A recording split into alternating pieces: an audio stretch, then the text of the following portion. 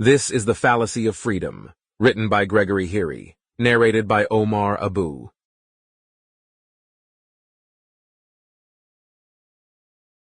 The Fallacy of Freedom, by Gregory Heary. If people were naturally born with a love for freedom, people would have been fighting for it since the beginning of human history, but they haven't done so. Thus it follows that freedom is not something humans are naturally inclined to. Rather, it is a relatively new, unnatural idea not found amongst our ancestors, because they had no apparent desire for freedom. The humans of the past were not the idiots people assumed them to be. They were humans just like us who had similar cognitive abilities. The main difference between present humans and the past humans is culture and technology. The humans in the past were not too stupid to understand freedom or to think of it. In actuality, there is no right or liberty whatsoever, which doesn't have an equivalent and corresponding duty to go along with it, as the price to pay for it. There are no free natural rights that humans have on Earth. The world would not be the place it is today if one could get something for nothing. Freedoms are not free. They have a cost, and in the past, humanity did not want to pay the price.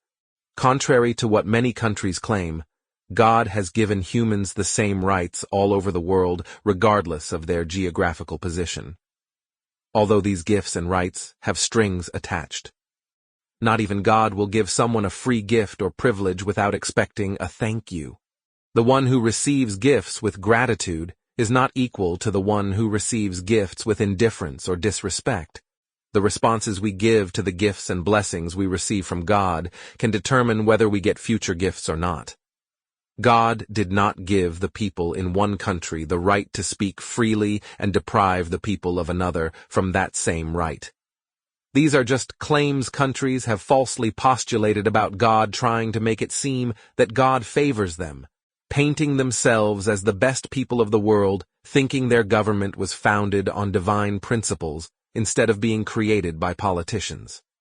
This is just ethnocentric arrogance inspired by Satan, in order to disunite humanity, making people feel God is unjust and favors some people over others because of something no one can control. Either God gave everybody these rights or nobody. There are no privileges which God gave to white people and not to black people, or vice versa. However many countries throughout time have claimed God gave their citizens special rights, all this proves is that people lie about God. If you look at Earth from a plane, you cannot see national borders, because they are invisible lines that were not geographically designed by God. Therefore, it is impossible to see which land is trusting in God or blessed by Him, and which land isn't. If tomorrow all the national maps and borders disappeared, people would just presume everyone had the same rights, because we are all on the same planet, belonging to the same species. As a result of this planet having one dominant species, it is only fit that one organizational system works best.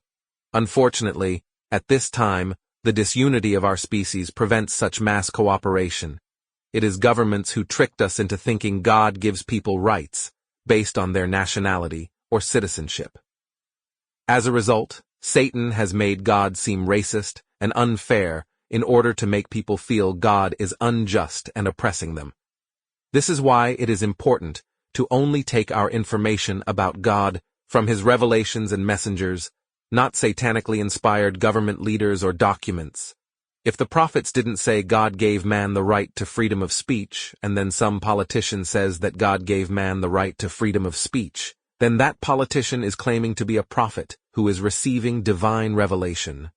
The American Declaration of Independence claims the Creator gave man certain rights. The Creator did give man certain rights, but the authors of the Declaration of Independence didn't use divine revelation or prophets as their source of information when declaring what those rights were.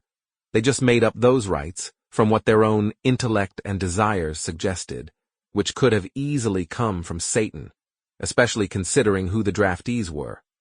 All the rights people have are only made known to us by God and His prophets. So, if God didn't say, humans have X right, then they don't have it no matter how many humans later on say they do. A single human brain cannot think of what rights people have.